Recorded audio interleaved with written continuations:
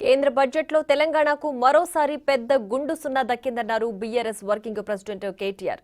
CM Revanth Reddy మంత్రులు ఢిల్లీ వెళ్లి విజ్ఞప్తులు చేసినా పట్టించుకోలేదని విమర్శించారు. ఏపీకి నిధులివ్వడాన్ని తప్పుపట్టబోమని, అదే సమయంలో తెలంగాణకు ఫండ్స్ ఇవ్వకపోవడం కరెక్ట్ కాదన్నారు కేటీఆర్.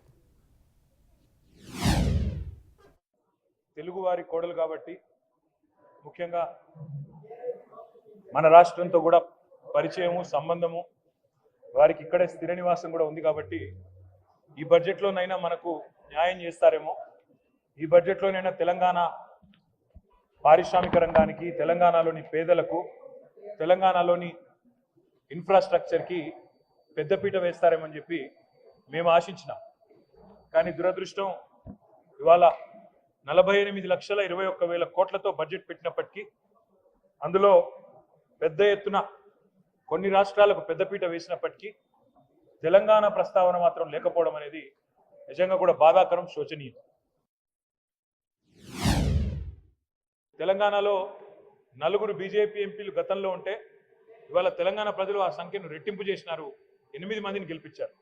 అయినప్పటికీ 8 రూపాయలు కూడా కేంద్ర ప్రభుత్వం ఈ బడ్జెట్లో ఇవ్వకపోవడం అనేది నిజంగా బాధాకరం, తీవ్రంగా కూడా తెలంగాణ ప్రజలందరినీ కూడా విస్మయపరిచిన అంశం. బడ్జెట్ చూస్తూ ఉంటే ఇప్పటిదాకా నేను కామెంటరీ కూడా వింటూ ఉన్నాను. ఇది కేంద్ర బడ్జెటా లేకపోతే బీహారు ఆంధ్రప్రదేశ్కు సంబంధించిన బడ్జెటా అనే విధంగా ఇవాళ చాలామంది మాట్లాడుతూ ఉన్నారు. మాకేమీ ఆంధ్రప్రదేశ్కి ఇచ్చినందుకు బాధ లేదు. సాటి తెలుగు రాష్ట్రం, తప్పకుండా వారు బాగుండాలి, మంచిగా ఉండాలని కోరుకుంటోళ్ళం తప్ప వారికి నష్టం జరిగితే మేము కూడా బాధపడతాం. కానీ ఆంధ్రతో పాటు ఆంధ్రాకు ఇచ్చినట్టుగానే మీరు ఆంధ్రప్రదేశ్ పేరు చెప్పిన ప్రతిసారి ఏమన్నారు కేంద్ర మంత్రి గారు? ఆంధ్రప్రదేశ్ పునర్విభజన చట్టం అని మాట్లాడింది. కానీ ఆంధ్రప్రదేశ్ పునర్విభజన అంటేనే 2 రాష్ట్రాలకు సంబంధించిన ప్రయోజనాలు ఆ చట్టంలో ఉన్నాయి. కానీ మొత్తం స్పీచ్ కాపీలో ఎక్కడ కూడా కనీసం తెలంగాణ అన్న పదం కూడా మంత్రి గారు మాట్లాడకపోవడం బాధాకరం. సరే, ఆంధ్రప్రదేశ్కి బ్రహ్మాండంగా డబ్బులు ఇచ్చారు.